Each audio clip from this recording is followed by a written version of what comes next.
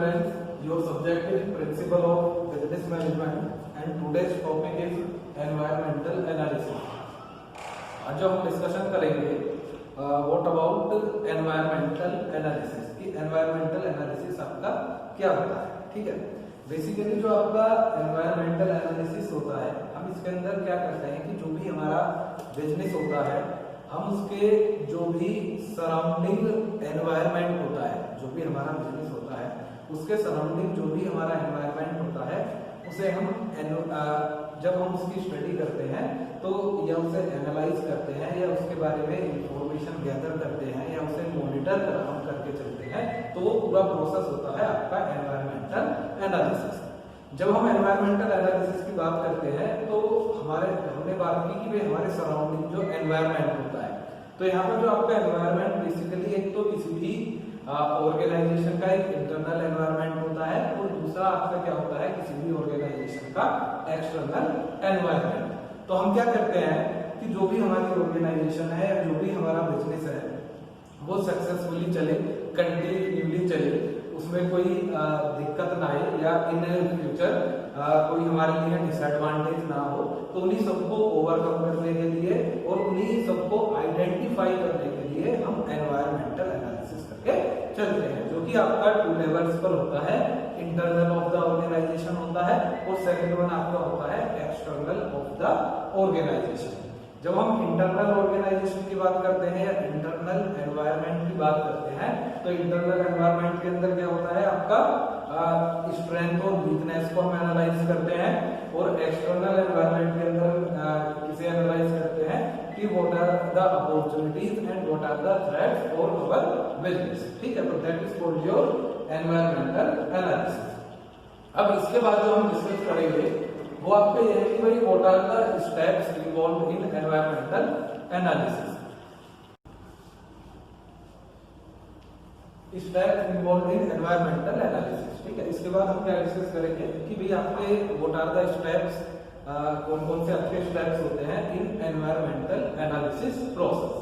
तो जब हम स्टेप्स की बात करते हैं तो बेसिकली आपके 4 स्टेप्स होते हैं जब भी हम एनवायरनमेंट को एनालाइज करके चलते हैं या जब भी हम एनवायरनमेंट को स्कैनिंग करके चलते हैं, तो वहां पर हम बेसिकली 4 स्टेप्स को वहां पर हम यूज करते हैं। तो उसमें आपका जो सबसे पहला स्टेप है वो है आइडेंटिफाइंग। आइडेंटिफाइंग का मतलब क्या है कि जब हम एनवायरमेंटल एनालिसिस करते हैं तो सबसे पहले हम आइडेंटिफाइंग करेंगे कि भाई what are the opportunities and what are the threats या what are the strength and what are the weakness of the organisation. तो इस स्टेप के अंदर हम नॉर्मली क्या करेंगे कि जो भी हमें एनवायरमेंट एनालिसिस करना है उसके रिगार्डिंग जो भी इंफॉर्मेशन होगी या जो भी डेटा होगा हम उसे आइडेंटिफाई करेंगे, उस जो प्रॉपर डेटा होगा उसे गैदर करके चलेंगे। मींस कि जो भी हमारी पूरी हमें एनवायरमेंट को एनालाइज करके चलना है उन सारी चीजों को हम यहाँ पर आइडेंटिफाई करके चलेंगे। इसके बाद आपका नेक्स्ट आता है आपका स्कैनिंग। स्कैनिंग का मतलब क्या होता है कि जो चीजें हमने आइडेंटिफाई करी है सेकंड स्टेप के अंदर हम उन्हें स्कैन करके चलेंगे। स्कैन करने का मतलब क्या होता है कि भाई किन किन पॉइंट्स के ऊपर हमें फोकस करना है, कहाँ कहाँ से कौन कौन सी चीजें जो है हमारे लिए यूजफुल है, जो हमारे पास बहुत सारा जो इंफॉर्मेशन आई है उसे हम स्कैन करके चलेंगे और जो भी चीजें बेनिफिशियल होंगी हम उन्हें वहां पर ऐड ऑन करके चलेंगे और उनके बिहाफ पर अपना जो हमारा आगे का एनालिसिस प्रोसेस है हम उसे आगे स्टार्ट करेंगे। थर्ड स्टेप के अंदर हम क्या करेंगे एनालाइजिंग। जब हम उसे पूरे को स्कैन कर लेंगे तो उसके बाद हम एनालाइज करेंगे कि भाई एक्चुअल में हमें कौन कौन से फैक्टर्स जो हैं ठीक है हमें अफेक्ट कर सकते हैं पॉजिटिवली, कौन कौन से फैक्टर्स हमें अफेक्ट कर सकते हैं आपके नेगेटिवली। तो वो सारी चीजें हम थर्ड स्टेप के अंदर आइडेंटिफाई करके चलेंगे। उसके बाद हम क्या करेंगे, जो हमारा फोर्थ स्टेप है वो है हमारा फोरकास्टिंग। फोरकास्टिंग मींस क्या होता है कि हमने ये आइडेंटिफाई किया कि भाई कौन से फैक्टर्स हमारे लिए पॉजिटिवली हैं और कौन से फैक्टर्स जो हमारे लिए नेगेटिवली हैं, कौन से फैक्टर्स हम पे पॉजिटिव इंपैक्ट डालेंगे, कौन से फैक्टर्स हम पे नेगेटिव इंपैक्ट डालेंगे।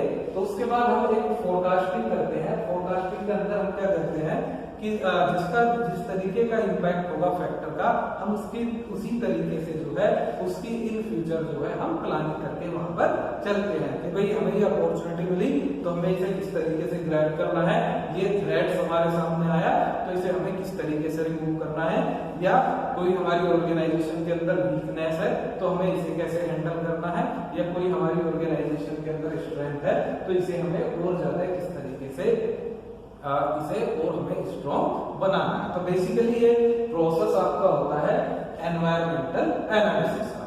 अब जब हम एनवायरमेंटल एनालिसिस की बात करते हैं तो उसमें क्या होता है कि भाई एनवायरमेंट एनालिसिस जब हम करते हैं तो बहुत सारी आपकी स्टडीज होती हैं, बहुत सारे आपके एनालिसिस होते हैं जिनके यहाँ पर हम उसे एनालाइज करते हैं।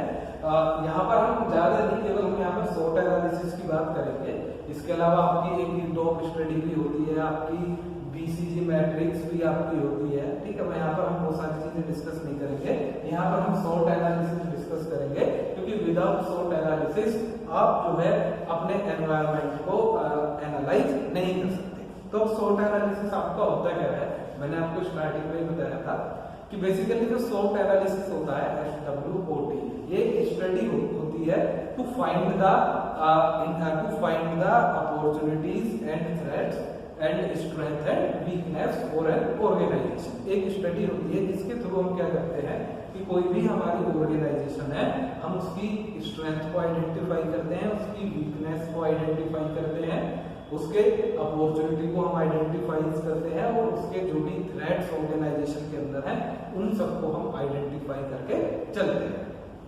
आगे क्या है, सिंपल है कि स्टडी होती है to identify strength, weakness, opportunity and threats. उसके बाद है ये शॉर्ट एनालिसिस, एस जो होता है वो एस होता है analysis strength of firm, W क्या होता है analysis weakness of the firm, O क्या होता है आपका analysing opportunity of the firm, और आपका टी क्या होता है analysing threat of the firm.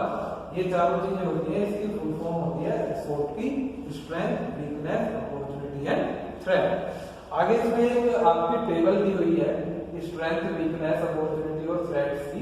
हम यहाँ पर डिस्कस करेंगे कि भाई क्या क्या चीजें किसी भी ऑर्गेनाइजेशन के लिए पॉजिटिव हो सकती हैं और क्या क्या चीजें हमारे लिए नेगेटिव हो सकती है। तो जब हम पॉजिटिव की बात करते हैं तो पॉजिटिव हमारे लिए इंटरनली स्ट्रेंथ होती है और एक्सटर्नली हमारे लिए पॉजिटिव अपॉर्चुनिटी होती है। यदि हम नेगेटिव की बात करें तो वीकनेस हमारे लिए इंटरनली होती है वीकनेस, और जो हमारे थ्रेट्स होते हैं वो हमारे एक्सटर्नली हमें नेगेटिवली अफेक्ट करके चलते हैं। तो सबसे पहले हम यदि स्ट्रेंथ की बात करें, इंटरनली स्ट्रेंथ क्या हो सकती है कि आपकी technological skill, technological skills means कि आपके जो टेक्नोलॉजिकल स्किल्स हैं आपके कंपनीज के वो बहुत स्ट्रॉन्ग है, तो इसलिए वो हमारी क्या बनी हुई है, वो हमारे लिए स्ट्रेंथ वहां पर बनी हुई है, ठीक है। इसके अलावा आपका आता है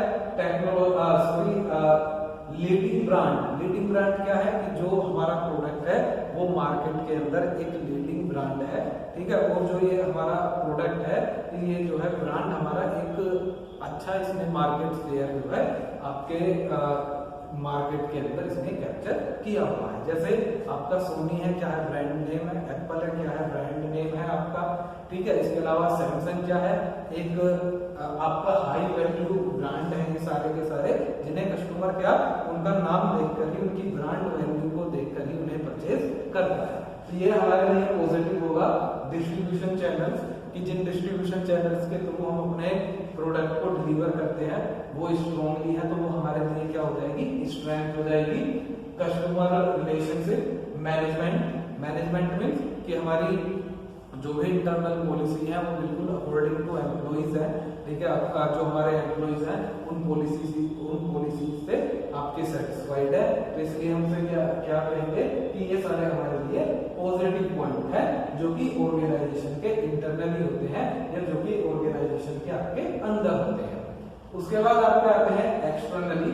तो एक्सटर्नली के अंदर हमारे लिए अपॉर्चुनिटी क्या होगी, एक्सटर्नली क्या होता है पॉजिटिव अपॉर्चुनिटी, जैसे कि चेंजिंग एंड अनफुलफिल नीड्स कि कस्टमर की डिमांड चेंज हुई या जो भी उसकी नीड अनफुलफिल थी वो उन्हें फुलफिल कराना चाह रहे हैं और वो हमें हमें दिखाई दे रहा है कि भाई इससे हमारा प्रोडक्ट जो मार्केट के अंदर ज्यादा से ज्यादा सेल आउट हो सकता है, तो वो हमारे लिए एक वहां पर अपॉर्चुनिटी बनेगी। टेक्नोलॉजिकल एडवांसेस की कुछ टेक्निकली नया आ रहा है, तो वो हमारे लिए अपॉर्चुनिटी हो सकती है। Favourable change in government policy, की जो गवर्नमेंट की पॉलिसी है उसने क्या किया कि जो हमारा बिजनेस है उसके अकॉर्डिंग उसमें चेंजेस किए हमारे according, in the sense of कि हमें उससे ज्यादा बेनिफिट मिल रहा है, उससे हमें ज्यादा पॉजिटिव इंपैक्ट हमारे बिजनेस के ऊपर उसका पड़ रहा है। थर्ड है liberalisation of market. Liberalisation of market क्या कि हमें दिखाई दे रहा है कि भाई मार्केट के अंदर आगे आने वाले समय में बहुत ज्यादा अपॉर्चुनिटीज हैं, बहुत डिमांड हमारे प्रोडक्ट की हो सकती है, तो वो सब चीजें हमारे लिए क्या होगी, वो सारी चीजें हमारे लिए एक अपॉर्चुनिटी की तरह काम करेंगी। तो जब हम पॉजिटिव पॉइंट्स की बात करते हैं तो स्ट्रेंथ और अपॉर्चुनिटीज जो होती हैं वो हमारे लिए एक पॉजिटिविटी होती है, हमारे बिजनेस के लिए वो बेनिफिशियल होती हैं, और एक आपकी स्ट्रेंथ इंटरनली होती है और अपॉर्चुनिटीज जो होती हैं वो आपकी एक्सटर्नली होती है। ठीक है, अब इसके बाद हम बात करें नेगेटिविटी की, तो जो वीकनेस होती है वो हमारे बिजनेस के लिए सही नहीं होते, और जो थ्रेट्स हैं वो भी हमारे बिजनेस को नेगेटिवली अफेक्ट करके चलते हैं। जैसे वीकनेस की बात करें, एब्सेंस ऑफ एम्प्लॉय स्किल्स, कि जो हमने एम्प्लॉइज रखे हुए हैं वो उनके अंदर प्रॉपर स्किल्स नहीं है, वो प्रॉपर मैन्युफैक्चरिंग नहीं कर पा रहे हैं, या वो प्रॉपर या सही तरीके से प्रोडक्ट जनरेट नहीं कर पा रहे हैं, तो ये हमारे लिए क्या हो सकती है, ये हमारे लिए वीकनेस हो सकती है। इसके अलावा अनरिलायबल प्रोडक्ट, हमारा प्रोडक्ट जो है मार्केट के अंदर कस्टमर से रिलायबल नहीं है, वो हमारे प्रोडक्ट को एज अ ब्रांडेड या एज अ हमारे प्रोडक्ट को कोई ज्यादा वैल्यू वो वहां पर नहीं देते हैं। इसके अलावा पुअर एक्सेस ऑफ डिस्ट्रीब्यूशन, सही से डिस्ट्रीब्यूट नहीं कर पा रहे हैं हम।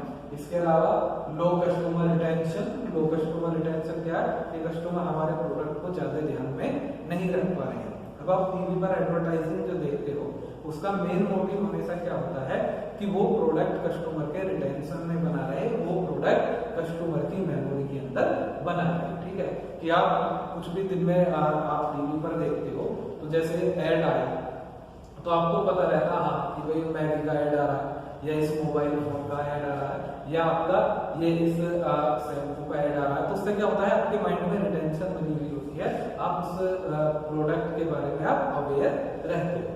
इसके अलावा पुअर मैनेजमेंट भी हमारे लिए एक नेगेटिव होता है कि हम सही से चीजों को मैनेज नहीं कर पा रहे हैं, सही से एम्प्लॉय सेटिस्फाई नहीं हो पा रहे हैं, एम्प्लॉयज जो है वो जो मैनेजमेंट की पॉलिसीज है वो उनसे बिल्कुल भी आपके सेटिस्फाई नहीं है, या उनसे फुल्ली सेटिस्फाइड वो आपके नहीं है, तो ये these are the weakness for our business. ठीक है, इसके अलावा आते हैं जो थ्रेट्स जो होते हैं वो होते हैं हमारे एक्सटर्नली। अब थ्रेट्स क्या होते हैं, हमारा प्रोडक्ट है मार्केट में सही सेल आउट हो रहा है, ठीक है, 3% पर सेल आउट हो रहा है, लेकिन क्या हुआ सडनली जो कस्टमर होते हैं उनका टेस्ट और प्रेफरेंस चेंज हो गया, या उन्हें प्रोडक्ट इस तरह का नहीं इस तरह का उन्हें प्रोडक्ट वहां पर चाहिए, तो उससे भी क्या होता है, उससे भी दिक्कत होती है जो कि हमारे लिए एक थ्रेट होता है। इसके लिए अराइवल ऑफ न्यू टेक्नोलॉजी, हम ये टेक्नोलॉजी पर काम कर रहे हैं और हमने देखा कि जो हमारे कॉम्पिटिटर हैं वो उससे भी हाई ग्रेड की टेक्नोलॉजी लेकर आने वाले हैं, तो वो हमारे लिए थ्रेट होगा। इसलिए हम एनवायरमेंटल एनालिसिस करते हैं जिससे कि हम चीजों को पहले से पहले प्रेडिक्शन कर सके। अब हमें दिखाई दे रहा है कि जो हमारे कॉम्पिटिटर है वो कोई एडवांस टेक्नोलॉजी के साथ आ रहे हैं, तो हम भी जो है उन्हें काउंटर करने के लिए उस टेक्नोलॉजी के लिए अप्रोच करेंगे, क्योंकि हमने क्या जो हमारे बिजनेस को थ्रेट है वो हमने आइडेंटिफाई वहां पर कर दिया। एक क्या है कि जो गवर्नमेंट की पॉलिसी है वो आपके फेवरेबल चेंज नहीं हुई, टैक्स बढ़ा दिया या फॉर्मेलिटीज बढ़ा दी या अदर रूल्स रेगुलेशंस उन्होंने बढ़ा दिए, तो वो आपके लिए क्या हो जाएगा, एक नेगेटिव इंपैक्ट आपके बिजनेस के लिए वो वहां पर हो जाता है। लास्ट वन होता है क्लोजिंग ऑफ मार्केट, या मार्केट के अंदर क्या कि आपको एक फेवरेबल सिचुएशन नहीं दिखाई दे रही, प्रोडक्ट है उसकी डिमांड क्या है डे बाय डे डिक्रीज होती जा रही है, जिससे कि क्या हो रहा है कि आप अपना पूरा प्रोडक्ट आप सेल आउट मार्केट के अंदर नहीं कर पा रहे हो। तो इस स्टडी का यही फायदा होता है, एनवायरमेंटल एनालिसिस क्या होता है कि अपने सराउंडिंग एनवायरमेंट को कंपनीज या ऑर्गेनाइजेशन होती हैं वो टाइम टू टाइम एनालाइज करती हैं और SWOT एनालिसिस के अंदर ये फाइंड आउट करके चलती हैं टाइम टू टाइम कि क्या चीजें हमारे लिए स्ट्रेंथ बन रही हैं, कौन से फैक्टर्स हमारे लिए वीकनेस बन रहे हैं, क्या हमारे लिए अपॉर्चुनिटी आ रही है और क्या हमारे लिए चैलेंजेस आने वाले हैं जिन्हें हम थ्रेट्स कहते हैं। Thank you.